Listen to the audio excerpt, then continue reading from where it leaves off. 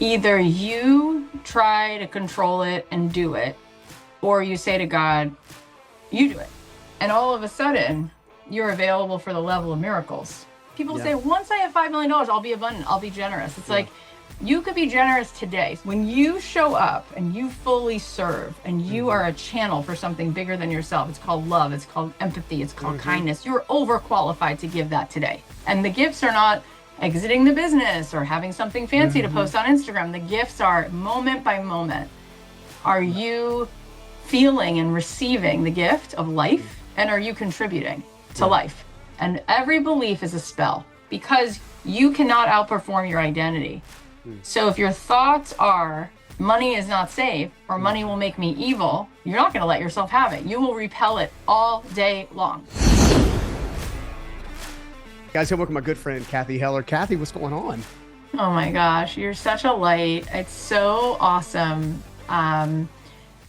First of all, to meet people in general who have the depth that you have, but I just have to say, like, this is what like the true masculine energy looks like. Oh, It's just like kindness, protection, safety, authenticity, strength, vulnerability. And I just want to put you on a jumbotron because I just think it's so beautiful and it's so rare and it's great. It's so great. well, I don't even know what to say other than thank you. Very kind words. I think it's like one of the cool things, and this is one of the reasons I'm so excited to talk about all things abundance. Um, your work in general precedes itself. You've changed countless lives already. You continue to show up day in and day out to do the same thing. I fell in love with the same passion of like, how do I help people become more of their designed destiny, if you will? And I know we share that in common. But it had me thinking, you just mentioned all the healthy masculine piece. I've been on a journey like the last 12, 18 months, really. I sold a company. The last time you and I chatted, I was still running a very large organization, doing about, upwards of 9 figures in top line revenue annually, 400 team members across 3 states. Knew from the depths of my soul that when I started the company that one day I would be called out of it. And then and then from that standpoint, moved to Utah, hung out with a good friend of mine, Randy Garn, out there for a year and a half. He got moved to Texas. And then I just recently moved back to the Carolinas. The reason I'm sharing this is because one of the things that I've realized about the work that you've been doing is you help people understand the importance of being present in the now and grateful in the now to prepare the path for the future. And this healthy masculine journey, if you want to, call it that, when I went to Utah, the last half of 2023, it was just basically me, God, the divine, and a house in Utah. I woke up each morning and I started a new journaling practice called What I Hear You Say Is. So I would write at the top of a page at the very every morning, and I would just hear What I Hear You Say Is. And it was so amazing because I would sit there and it would force me as a go-getter, someone who's just always going, to sit still. And my grandfather growing up, he's like, be still and know that I am God. Like he would constantly tell me that repeatedly over the Psalms, right? And I was like, okay, yeah. I hear you. I hear you. He's like, you hear me, but you're not listening to me, kind of thing. So I had this event happen post exit. In theory, I've got all the money that you think you need, can travel, can do all the cool things that you think you can do. On paper, I was abundant, but inside I wasn't. And that was that season that actually recently shaped me or reshaped me. So much so that I began to teach this concept called the 5 constraints: arrogance, ignorance, impatience, fear, and insecurity. And I just rattled those off. My audience has heard them I've heard that concept a few times, but the word impatience, when I think about the word impatience, the opposite to me is presence. And I never, ever sat in presence before. And when I started this journaling practice, I would write down, I would literally sit there. Today's date, what I hear you say is. Sometimes I was sitting there, I kid you not, for 30 seconds. Sometimes it was 3 minutes. Sometimes it was 10 minutes. Sometimes I got one word, and as I was finishing the first word, the second word would appear. And I know so much of the work that you're teaching people how to do is how to operate in this presence to really sense the frequency of abundance. And I'd never done that before. So I was hoping maybe we could start off by stillness and presence and just hearing more about kind of how you see it.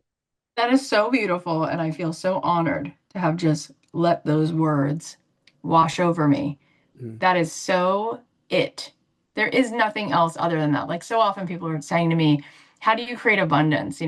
What if it hasn't shown up yet out there in the real reality of your life? And I'm like, what is it that you're searching for? What is the fruit that you're Mhm. looking for? Because the real abundance is your day feels like art. Yeah. Ooh, I You love that. know, the Yeah. real abundance is your day is an altar to the divine. Yeah. Your real abundance is, give you an example, yesterday I said to my daughters, they're doing homeschool, so when they finish, they have a couple tutoring sessions. When they finish, I'm like, let's go take a walk. Like, well, where are we going? I'm like, I don't know. God knows. God makes all of our appointments. Let's go see. Yeah. So we parked the car on a random block in Santa Monica because we're visiting LA this month, Mhm. and we take a walk to the beach. And sure enough, we get there, and this older man, he must be in his like 70s, Mhm. he's got walnuts in his hand, and the squirrels are running up to his hand, eating these walnuts, running back, and we're looking out over the water. And I didn't know what was more beautiful, this man who's clearly been doing this every day, Mhm. just watching like heaven on earth, Yeah. the water, the sky, Mhm. or what was cuter, him or the little squirrel. It was so special. And then my kid said, oh my gosh, this is so cool. We took videos of these little squirrels. I talked to this Mhm. older man, such a gentle soul. And I'm thinking, gosh, there's no one else at this park at 1:45. Mm. No one's looking at all this stuff. And you look out and you see the birds and you see the water and you smell the smells. And there's a rose bush. My daughter goes, smell this, it smells like perfume. And I thought, is heaven actually on earth and we Mhm. miss it? Because this is amazing. Yeah. Like this is literally 10 out of 10. And then we go to a restaurant. This is all part of the conversation we're having about presents. We go to a Mhm. restaurant, never been there before. I saw good reviews for Italian food. I'm like, let's go. They make good pasta. We sit down and I say to the hostess, I'm like, it's 5:15. The glare was coming through the window. I said, can we scoot over because the light is actually going to give me a headache. She's like, sure, I'll move you over here. So we sit next to this other table, Mhm. and sitting there is a woman sitting by herself. She turns out she's 36 years old. She's there alone. She's a Hindu girl from India who flew in to see Yitzhak Perlman play classical music at the Yeah. Disney Concert Hall. And then she took an Uber to this restaurant. She's sitting alone. Mhm. So I said to her, why don't you join us? So she's in med school. She's really interesting. She Mhm. lives in Scottsdale. I just loved this girl. And then I walked over to the waiter and I said, can I buy her dinner? Yeah. So I buy her dinner and she starts to cry and she says, my parents said, oh, it's so frustrating. You're still not married because you got to do these adventures on your own. You're always alone. We don't like it. She goes, I'm not alone. Mm. I am so grateful that I met you guys. And I had the most awesome conversation with her. She was so interesting. And she did me the favor, right? That I could buy her dinner. It was like nothing, right? Yeah. Yeah. And I said to the kids, I go, you see how magical it is when you're present to life itself, Mhm. how rich it is that in every moment God sent you right there. Yeah. And there's a gift there. And the gifts are not exiting the business or having something fancy to Mhm. post on Instagram. The gifts are moment by moment. Are Yeah. you feeling and receiving the gift of Mm. life? And are you contributing to Yeah. life? Yeah. And when you're in that divine choreography, there's what's amazing about that is not only does life get so good, Mhm. but those are the ways that you actually produce abundance, right? Yeah. Like that's all of my friends who Mm. are, doing incredible work. Ryan Holiday said to me, he practices stoicism, he teaches it. Mhm. He's like, I'll sit there in front of the cursor on my computer, like I gotta write my next best-selling book, and it won't come, it won't come. Sure enough, he goes, my wife will nag me and say, forget it, we're going on a vacation. And he said to her, I can't go on a vacation. I gotta write another book. I have a Yeah. deadline and I can't get the book. Sure enough, he says, fine, I'll go on vacation. And 3 days into the vacation, he finally shows up on the vacation. He's finally present. He Mhm. said he's sitting in the sand with his daughter. And he goes, oh my God, the obstacle is the way. I think I got Mm. the book. It's Yeah. like God is waiting in the wings for you to show up in the moment fully, Mhm. and boom. Yeah. Like every $1 billion ever made anyway came from an idea, came from consciousness, came from Walt Disney, 1,000%. came from, right? It's like Yeah. you got to get quiet. You got to go inside. Yeah. Yeah. No, I think that's so amazing. It's funny. During the I had already been doing it's a bit of a mantra. I also do it every morning. I do it 4 times. because of the woman I've been dating. I've now she's even better at presence than I am. She says, well, it's a great to have the mantra, and it's clearly benefited your life. She goes, but are you even breathing in between the statements? I was like, ow, but good, a good owl. And it's I am healthy, and now I go, I am healthy, and I'm like, I am wealthy, same thing. I am wise. I'm a steward of the Most High, and the one that was the hardest, the longest was I love you, Stephen. You know what I'm saying? And I feel like I was on a show not that long ago being interviewed, and they were like, what do you think is standing in people's way? What do you think is standing in people's way from living their what I call the authentic life, the life that you were created to live? Because I find that, and we can talk about more of this because I've heard you drop bombs on this, but essentially we live the lives that we're told to live. You know, or parental upbringing, all the kinds of things we chase. And I realized this entire time I was like, I built a very successful business by forcing, chasing, and pursuing worth, which is nuts to me that you can create momentum, you can create abundance on paper, but it's not abundance on the inside, and one other thing that I did during this season was when I began doing this, and I do this every morning because here's what I realized, and I'd love on this subject of presence. You and I can jam for days, so I'm going to try to. I love it. I'm here. I love every second of it. I realized that if I didn't start my day with a presence practice, I would never end my day with a presence practice. So if I started my day in anxious energy and hustle, so I told them my big aha was hustle culture must die.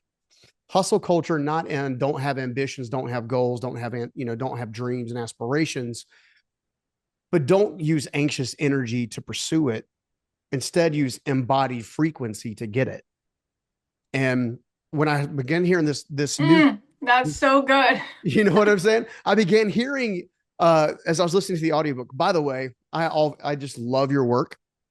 And for anybody who hasn't gotten the new book yet, Abundance Ever After, they should go grab it. They should also be in part of every community you have. You're so kind. I'm just being You're honest so about generous. it. Thank you. But I try to send people to people of light, so to speak, people who are actively a conduit of the divine, actively letting frequency come through them to be expounded past them.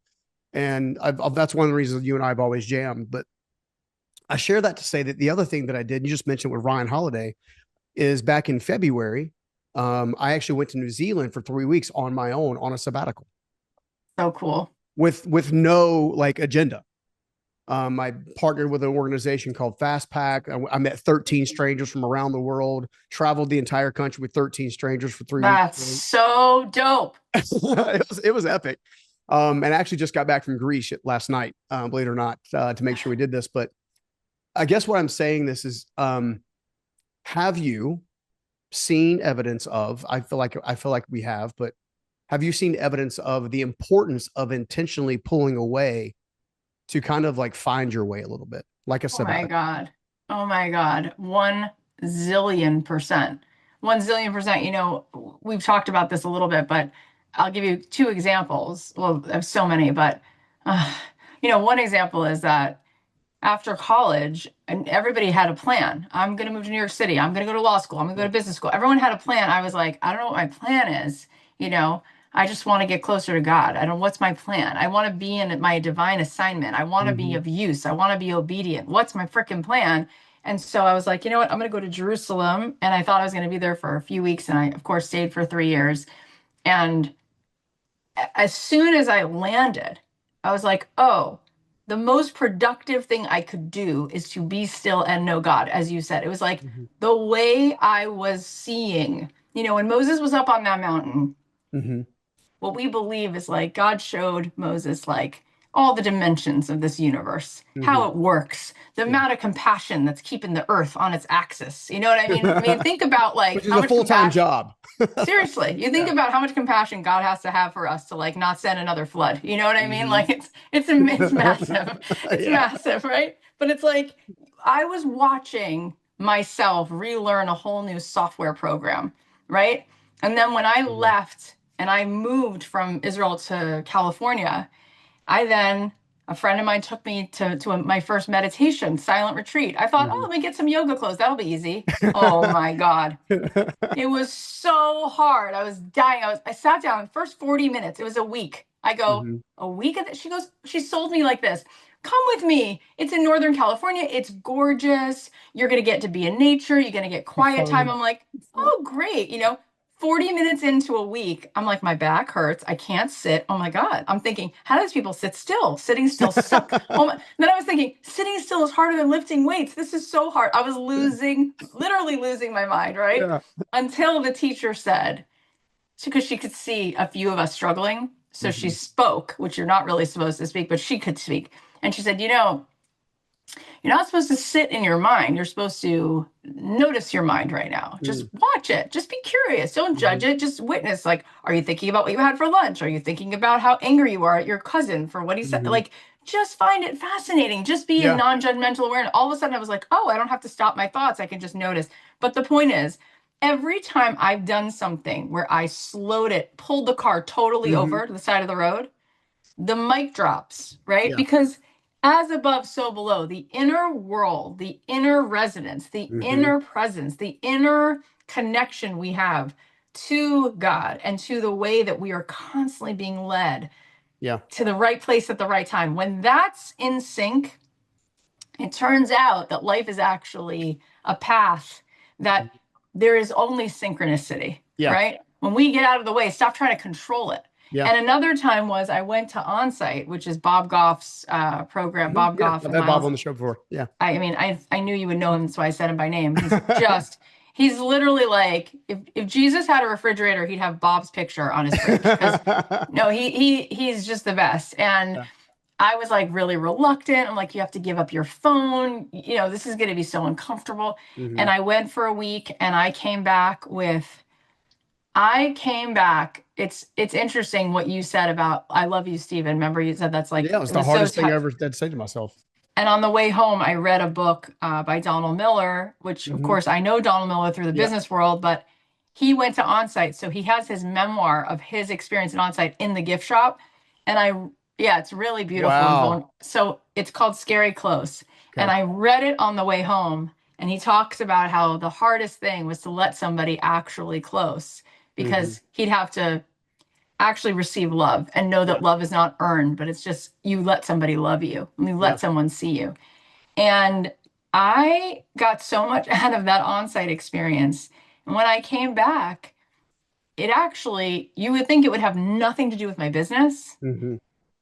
My business 5x'd Yeah. literally within 6 months of coming Yeah. back because the resonance, the authenticity, right? Mhm. You could throw a stone in the water and make a Yeah. small ripple, but if you throw a boulder, you make a big ripple. And when Mhm. you're coming from, like, you think of Wayne Dyer, you think of the people who like speak Yeah. without a filter, Yeah. right from their heart. They're not Yeah. trying to belong, they're not trying to get you to like them. They're just moving with something bigger than themselves, right? Mhm. That kind of light, that kind of courage, as you were just alluding to, um, you slow down to speed up. Yeah. Yeah.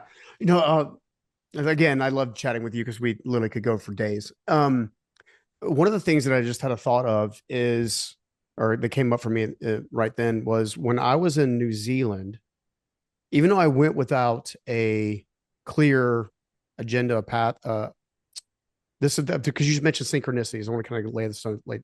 So I go to New Zealand again. A couple months earlier, I decided to go on a whim.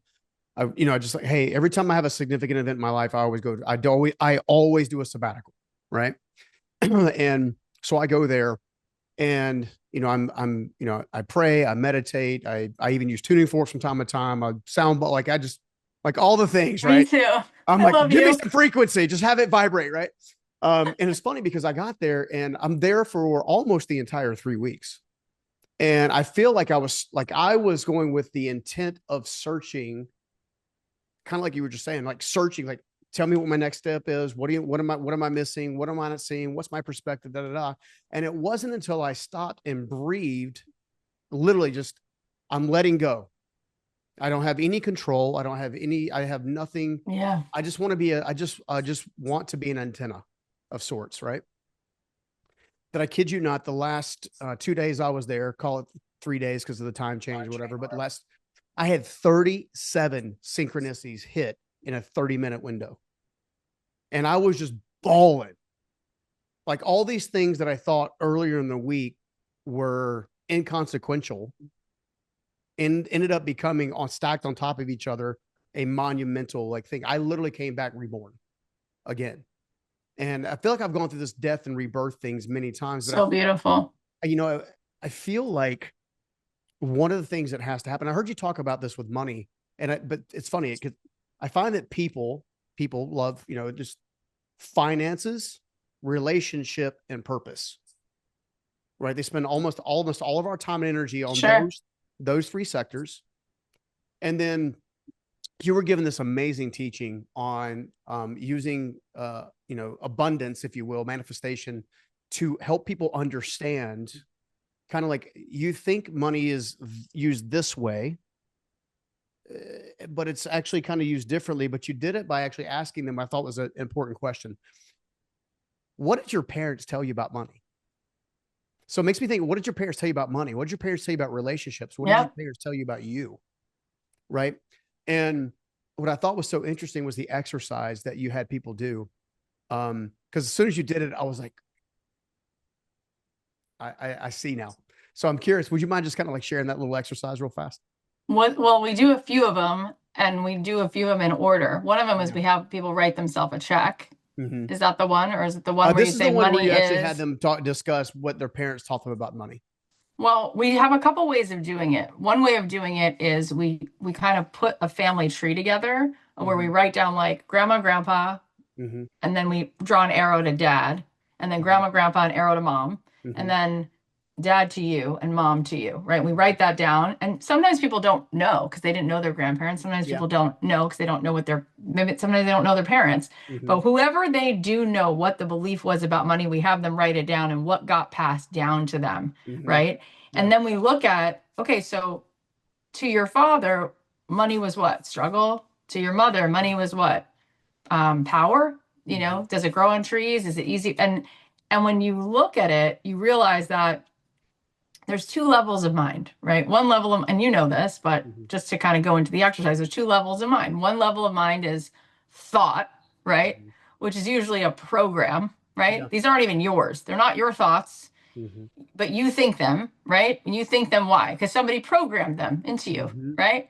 And just like your screensaver does what it does because it's been programmed to do it, right? Yeah. And thoughts, this is people always their minds are blown when I say this. I say thoughts are not facts. Mm-hmm. Just because you think it doesn't make it true. Like, oh yeah, that's right. So you got to fact check your thoughts, right? So there's Mm-hmm. thought, and then the other level of mind is consciousness, wisdom, right? Mm-hmm. What you said when you do your journaling in the morning, what I Mm-hmm. hear you say is that's coming from the deepest part of the Mm-hmm. wisdom that you have connected to the sanctity of the divine flowing through Mm-hmm. you. That's not on a level of thought, that's consciousness. So, what you realize is you're not your thoughts, you're the witness of those thoughts, Mm-hmm. and you can make up a new story. You can Mm-hmm. choose a new belief, and every belief is a spell. You're Yeah. casting a spell in your life because you cannot outperform your identity.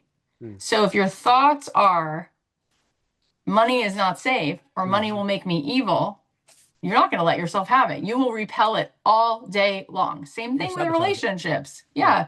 There are people, my sister is an amazing human being. She's 49. She's still single because at the fundamental level, relationships don't equal safety, Mm-hmm. right? It feels like danger. Yeah. So it doesn't matter how many dating apps she's on. It doesn't matter what cute dress she's wearing. It Mm-hmm. matters that on a fundamental level, she will repel that if it doesn't feel safe. And people don't recognize that they've created an identity that traps them, right? Versus saying all those things that you say in the morning, which are really true, Mm-hmm. right? I'm a steward of this. I'm Yeah. healthy, I'm wealthy, and I love. Yeah. Why would you love yourself? Because you're made in the image of the divine. Why would you not love yourself? And also, if you're meant to love your neighbor as yourself, you better love yourself, right? Otherwise, Yeah. otherwise, what are you doing? So yes, we need to look at what subconscious belief was drilled into us. And we can change that software programming and say, you know what? Money is a blessing, right? Mhm. And what I tell people is money is an activator. So whatever, it's like rain falling in a garden. Mhm. If rain falls on weeds, weeds grow. If Yeah. rain falls on roses, roses grow. So money will enhance whatever you are. So if you're a person with integrity who has a blessing of money, you'll do more good with the Mhm. money. If you're a person out of integrity with money, it'll exacerbate that. And so Yeah. there are people with money who are really kind and generous. There are people with money who are losers. But also, there are people with no money who are kind, and there Mhm. are people with no money who are horrible. There Yeah. are jail cells filled with rich people and poor people. So it's not the money, it's the essence of the intention. Mhm. The power of intention creates effect. So Mhm. when a person is clean in their intention and they do what you said, I want to be a steward of the highest order, right? That Mhm. version of you. Money is safe with you Mhm. because it's not for the self alone. Mhm. It's to provide not just for you, but for the whole garden, Yeah. for the whole collective. And that's when things get really fulfilling anyway. We don't really Yeah. want it for ourselves. Anytime you have an experience you like, you want to share that with somebody else. That's what makes it enjoyable. That's so good and so true. It had me thinking too. Doing that same cycle in one of those journal sessions. It was funny. About 85% of things that were discussed in those journal sessions have already come to pass. One of them was the term safe haven. It kept coming up. It's like safe haven. Like I want you to prepare a safe haven. And then I had a very vivid dream one night, and in this dream, I was at a property, and at this property, I had leaders from all over the place, who I now define as, I didn't know this at the time, but I now define these were people who have made money but lost meaning, and that safe haven would become the refuge for them to reestablish meaning in an effort to steward greater wealth or greater money. That's incredible. You know, thank you. Well, here's the crazy part, because I know we share a similar story with this house thing. So I relocate to North Carolina, back literally on a whim. Kind of got back from New Zealand, literally packed up the vehicle. I got here 6 months early, looked at houses off and on, here specifically at Lake Norman, which is one of the larger lakes in the country. My backyard is three almost 300 degrees of lake. Like it's amazing. So beautiful. Nothing but grass out here, so I walk it pretty much every morning, just kind of barefoot. It's getting a little chillier now, so the grass is a little colder. But the reason I say that is because I went to this house probably on 7 different occasions, and when I was looking at properties. And when I went to go look at the house, I never noticed some of these things before. I noticed them the day I kind of made an offer, but I finally settled. I finally come to this house. My house in Utah still hadn't sold. And I was like, the sales agent who was representing the woman that owned the house came to me and she says, "Hey, we got an offer on the house last night. Are you sure you don't want to make an offer?" I'm like, "Well, I I can't make an offer. I still have, a few million bucks tied up in a house in Utah, so blah blah blah." And she goes, "Can you at least try to get creative?" I'm like, uh sure. So I did some things. I came back to them, and she's like, "Well, we actually think it'd be simpler than this." And they gave me like a counter offer that was in my favor but not theirs. Turns out the offer that was on this house was about $200,000 more than what I had offered. And literally, the owner, the prior owner of the home, her name's Karen. She was a sweet, elderly lady. She's in her 80s, but you would think she's in her 20s. She was literally in Norway, like Dora the Explorer, like checking things out, um, which is really cool, because I come to the house and I noticed that I walked into the house and there's a mezuzah on the front door, and I was like, this is why this house feels like it has an impeccable energy. This property, I've now done. We started filming podcast and filming. I put a virtual studio for 7,000 plus in one of the rooms down the hall, like down the way, and but everybody that's coming here, they cross the threshold and like, this house feels amazing, like the energy here. So I say that to say, all I knew was the dream of safe haven. That's all I knew. I didn't know the how, but yet when I let go of the how manifested itself into kind of into this reality, if that makes any sense. which has me Oh my thinking a little bit God. about how, and Karen's like we had dinner with her the night we closed on That her is house. so Oh, amazing. she's awesome. We're actually going to put a Hebrew blessing stone up in the front yard because Oh she's my obviously Jewish. gosh. And I told her I got a chance to. So a couple of my closest friends are Orthodox Jewish rabbis. So they all moved to North. They were in North Carolina, moved to Florida. But anyway, that's a whole other tangent. Oh my goodness. But she was like, "Well, as soon as you have your first Safe Haven event, she goes, I'd love to come by." And I was like, "You're always welcome." We went to closing table. Um, they messed up some paperwork for a brief second. So she and I went to go get. I was going to grab a coffee because I'd just been late. It'd been a long day. And she goes, I went and grabbed her one too. She pulled me to the side and she said, she goes, I just want to let you know, I chose you for this house. I think I feel like you're supposed to be here. And she says she and her brother built this home. Her brother was a home builder in the area briefly, and she lived here. And this is a large, it's a pretty large home. She lived here by herself for the longest time. And she said, she goes, I just wanted to have the house go to someone who would do good things with it. I literally couldn't help when I got in the car. We'd done the paperwork. I got in the car and just called and just cried. And I say that to say, because me historically a year prior would have been like, no, we got to get a deal done. We got to do this. We got to do this. We got to do that. And lo and behold, it was just being present in the waiting with the knowing that a promise was already made and a promise was coming, to let it all come to pass in its own timing. And I guess It's go ahead. wow. No, I mean, that is so beautiful. It's such an honor to even hear it. Thank you. It's it just goes, go ahead. Yeah, I was gonna say that had me thinking. It's like, in all the work that you're doing, what keeps getting in people's way? Like, what do you see that really is the primal block or the main core blocks that they have to focus on? Because I was in my own way. I was the block before some of these divine synchronicities began happening. But I don't know if I can articulate what changed outside of me literally pursuing presence and stillness. Well, really, that's it, because ultimately, here's the deal, right? Either you try to control it and do it, or you say to God, you do it. Mm-hmm. And all of a sudden, you're available for the level of miracles, Mm-hmm. right? All of a sudden, you're available for the mystical, Yeah. you know? It says in the Bible that when the Israelites were in Egypt, enslaved, right? Mm-hmm. They were going through this journey, and then they finally had this idea, which is to call out to God and say, could you help us out? And you read that and you're like, why did that take you 200 years? Yeah. Why didn't you ask for it on day one? Oh, Mm-hmm. because we think, I got to figure this out. I got to figure it out. I mean, the amount of times people will say to me, I have to figure this out. And I'm thinking, do you really? Or is there a way bigger, way Mm-hmm. grander path for you? If you could set down trying to control this and believe, right? So this is the thing. Certainty, you're never going to have certainty about how things are going to go, right? That's actually not something that you're going to get. But what Yeah. you could have certainty that God runs the world.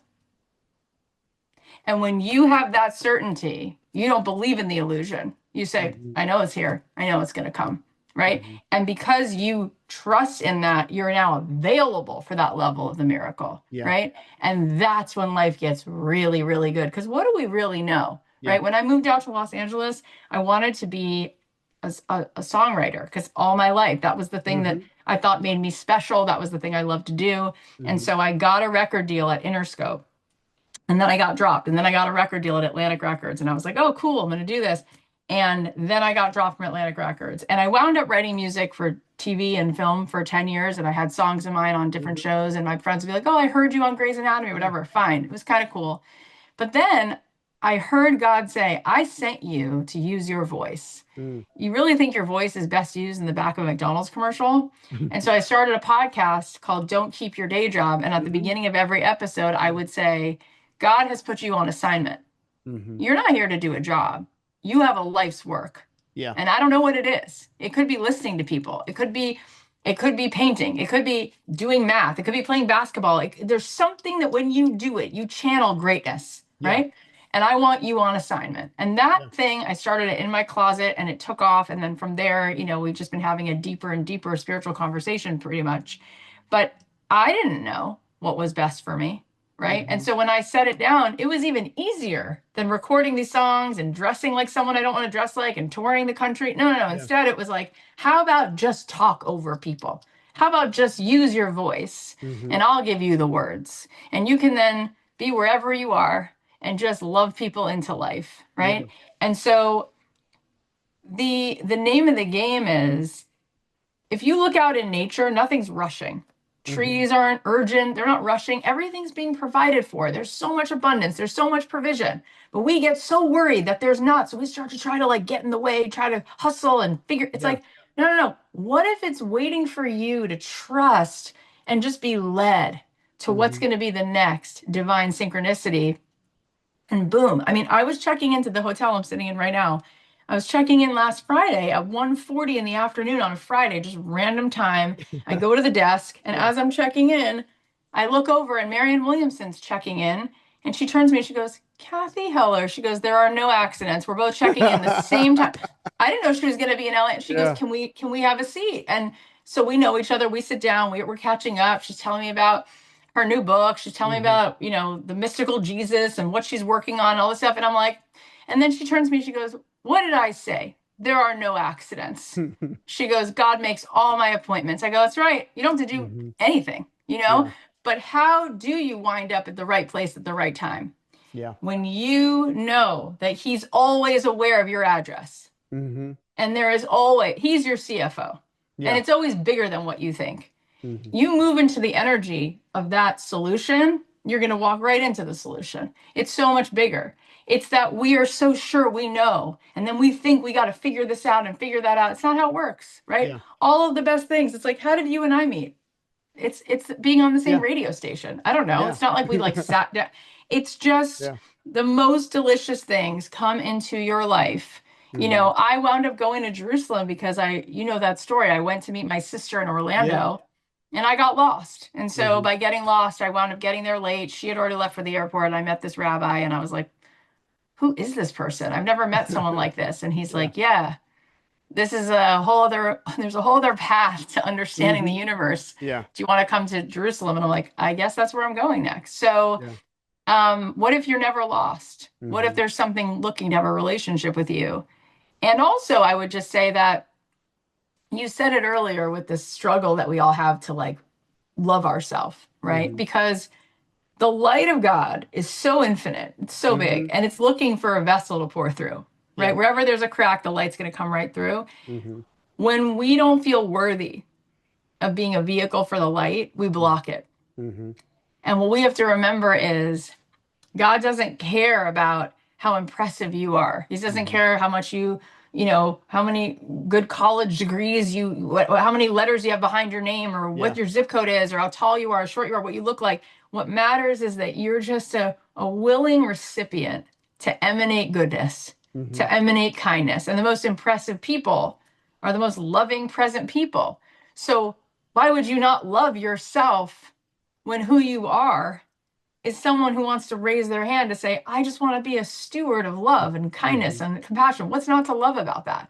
Yeah. Right? It's because growing up, we thought love had to be earned. We thought love was about I think getting good human grades. love is in some cases. In some cases, that's really Yeah. transactional. That's really not love, Yeah.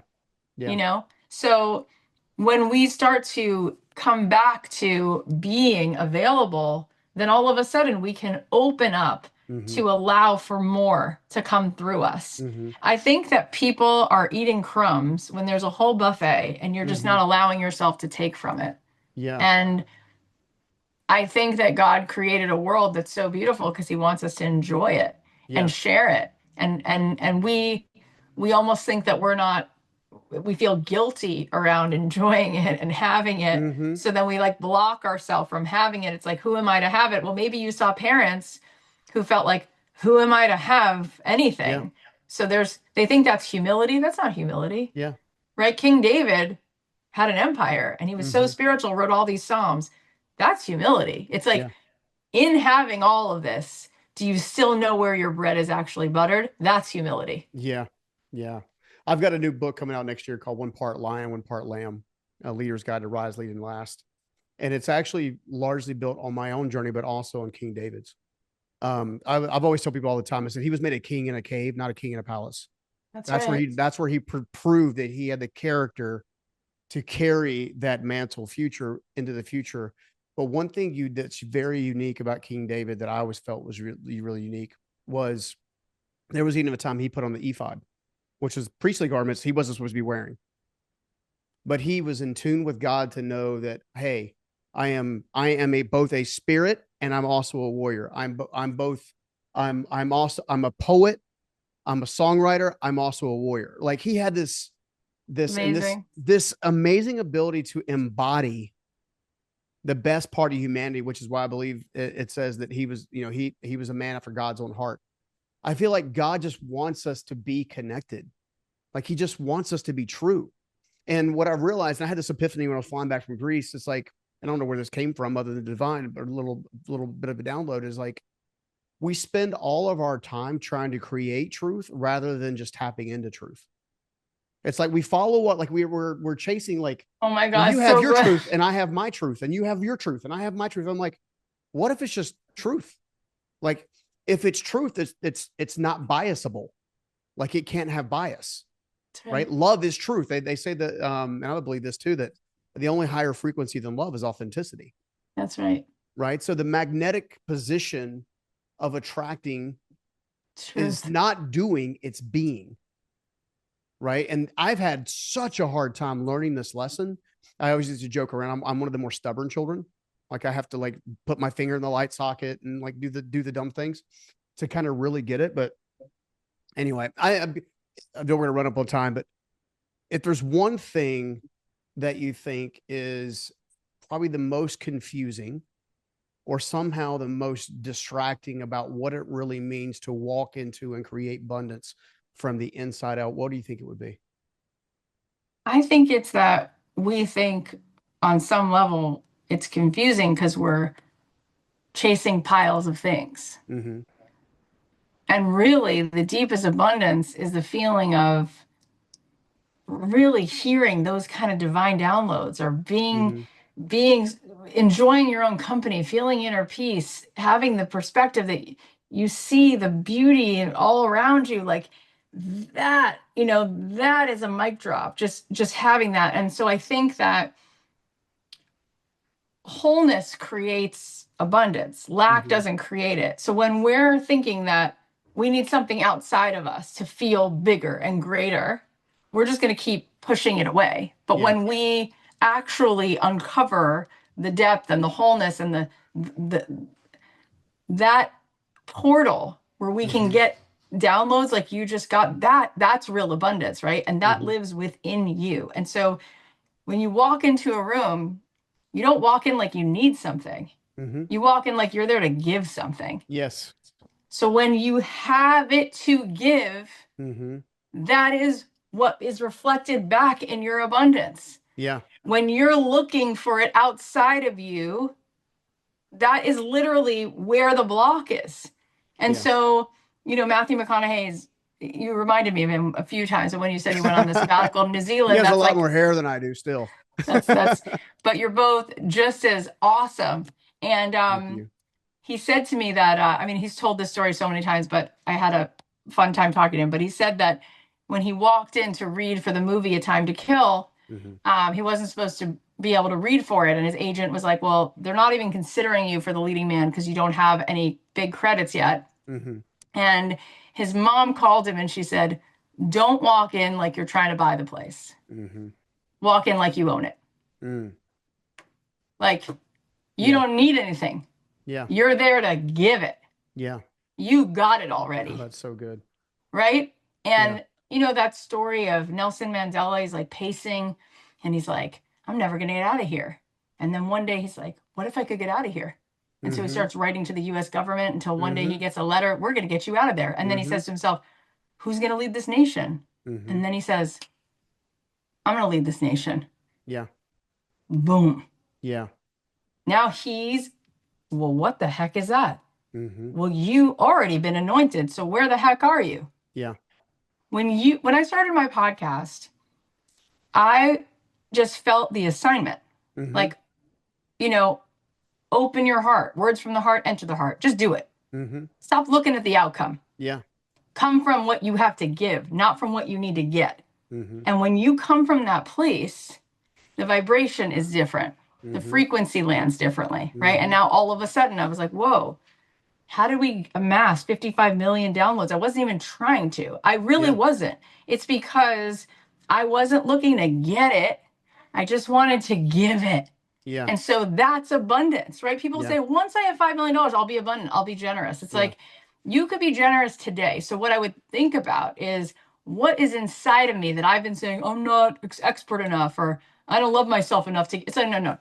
When you show up and you fully serve and you are a channel for something bigger than yourself, it's called love, it's called empathy, it's called kindness. You're overqualified to give that today. Yeah.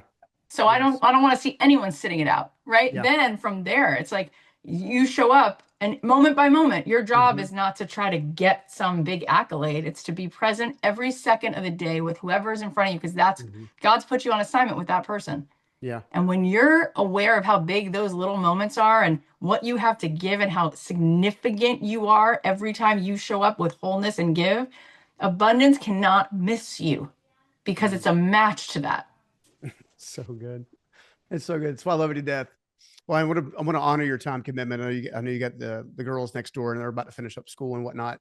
Where can I find out more about the book, more about the trainings? Are you still doing Are you still doing like free giveaways for books and stuff like that? Totally. But you're so good at what you do. You're such a deep soul. I can't wait to hear about the lion and the lamb. What is it called? The lion, the lamb? One part lion, one part lamb. Okay. A leader's guide to rise, lead, and last. Yeah. I got to have you back to talk about it. It's going to be so good. I'd love to. And yes, the book comes out. Simon & Schuster, funny enough, they put the paperback on 11/11, not knowing that my dad used to be like, 11/11, make a wish, make a wish. And I don't even know what that really means. But of course, they put it out on that day. And my dad's essay that he wrote is at the back of the book, because when he was dying in hospice, we were turning in the book last July. And I found this essay he wrote about going to pray every single day and talking to God. And I was like, can I put this at the back of the book? And they did. And sure enough, it comes out on 11/11. So that's the paperback. And yeah, if you go to cathyheller.com/book and you buy the book, there's all these like bonuses like you get for free, like a meditation that you can download and some other fun goodies. Well, and just for the audience's perspective, I was able to catch a glimpse of some of the bonuses.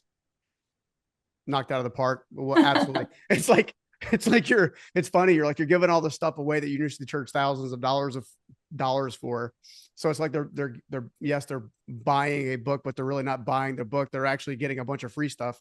Ironically, which is kind of interesting. I'm going to share one thing with you real fast. You just mentioned the word hospice. And first of all, sorry for the loss of your father. I was aware of that, but I know he left such a good mark, and you guys had a beautiful way of putting back together. So that was amazing. Thank you. But case be known, Mother Teresa, right? Who used to be Sister Teresa, right? It was one of the movies I actually watched. So I've watched it 3 times. It's called Letters. It's not Letters of Teresa. Anyway, I'll come back to it later. One of the things that I discovered for the first time after I watched this movie like 3 times. So Mother Teresa has a divine download from God. I want to go serve the poor. She leaves the convent, gets permission to do so, goes out and starts serving Indian people, never tries to convert anyone directly to her faith or anything of that nature, but she's serving the sick, the dying, the lonely. That turns into her having her own little her hospitals, if you will, for the sick, the dying, the lonely, which later becomes hospice. One woman answered a call. I never knew that seemed like it was inconsequential. And she won a Nobel Peace Prize because she was the original creator of what we now know as hospice. That came from her. And I'm getting tingles right now, literally. I have to tell you something, but first of all, I never knew that. And what a blessing she continues to be. Holy smokes. Yeah. That is so monumental. I'm so grateful that you just told me that. And I got to tell you this. So one of my rabbi friends told me this story that he was talking to a congregant of their community. And she's like, I got to start doing more good, because I know when I do good, I feel good. And he's like, okay, The next opportunity you see to do something good, just take it. So she's like, okay. So she's thinking, all right, am I going to see a homeless person? I'll give him a $5. What am I going to? Mm-hmm. So she's walking out of this building, and next to the elevator is a sign that says, "No one dies alone, Mm-hmm. Noda." And she goes, oh God, I said I was going to do the next good thing I see. And it says, we're looking for volunteers to visit people who don't have family or friends in hospice who are dying. She's like, but this is a big one.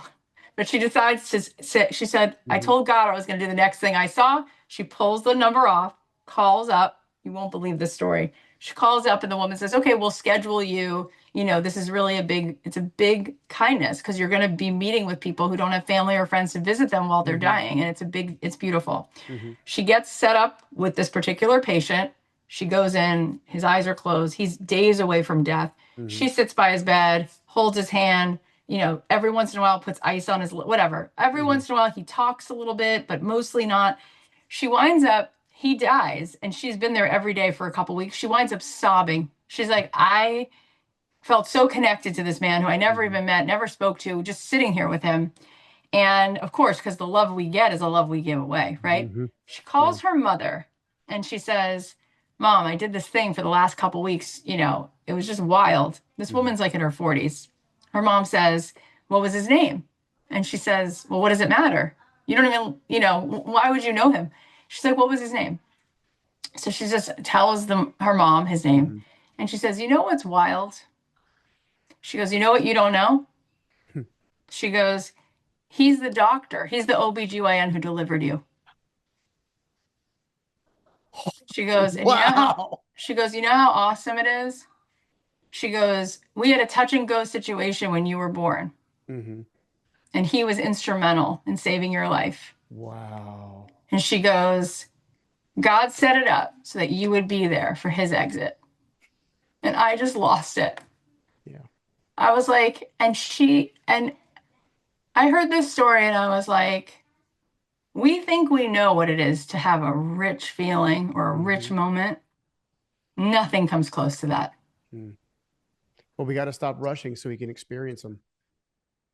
I think that's my battle cry with this, even with the one part lion, one part lamb stuff.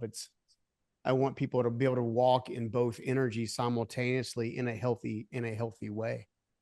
Right. Because if not, and again, I've spent my entire life being the person who was like rushing and getting stuff done and not literally when they say get stuff done with the other word, I was that guy for the Same. longest time.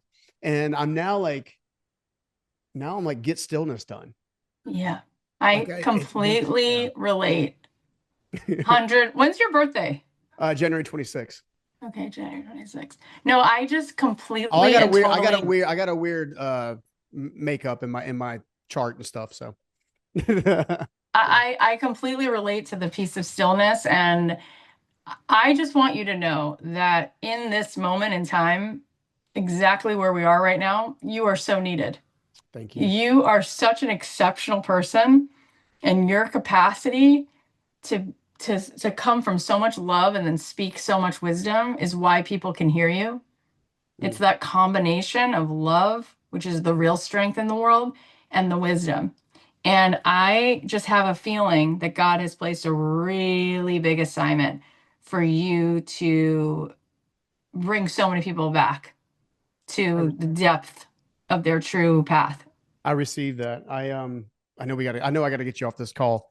I'll just share this one last thing. The woman I've been seeing now for about 7 months, it's the healthiest relationship I've ever been in as far as like both autonomy can be unity. She's very good at what she does. She doesn't need anything from me other than just like great partnership. Right. She can kick butt in business. She does all the things. But she said something recently, like she keeps saying it actually. So I've historically tried to serve the entrepreneur, right? Because that's been my last 25 years, right? Building businesses and scaling and all this kind of stuff. And she's like, she goes, I really think you're supposed to really tap into the spiritual side of yourself. I really feel like that's what you need to be communicating to people. She goes, because you have a very diverse background as far as the things that you've sought out and searched out. And, the Bible says that it's the glory of God to conceal a matter of man's to search it out. mankind. And so I've been trying to like toy with the idea of merging the business world with the, with the spirit side, because again, I find myself with leaders constantly. And a lot of the folks that I serve are people that even been more successful financially than I have. And in almost every case, they haven't found their path. That's right. They haven't found their path back, kind of thing. So it's like, so I bought this really nice home, safe haven. It's just me in the house right now. I've Not for long. Not for long, but it's, it's pretty cool. I feel like we are in a season in history where people know they got to go back to church. Mm-hmm. And it's a blessing for me to see that. Yeah. And those of us who have a really real connection to God, like we're being called up. Yeah. I'm ready to rock and roll. Yeah. I know you are. And I'm really blessed to know you. Likewise. Well, sis, I know I got to get you off this call. I love you to death. We will stay in touch. 100. I can't wait till we're in the same physical space. Yeah, I know, right? It kind of feels like you're sitting in the same room with me for sure. I knew when we'd get back on the call, we'd jam. So divine timing. This was the best. Thank awesome. you. I'll see you soon. Take to care. be continued. God bless. Bye, honey. Bye. Bye. Hey guys, I hope you enjoyed that amazing conversation. And if you want more just like that to help you level up your life and your business, you're not going to miss this next one. Check it out. The best thing to me about songwriting and performance is the one thing that I get to hold on to and give away at the same time. Wow. I realize that recognition doesn't have to happen on a stage. The song that I thought was only gonna save my life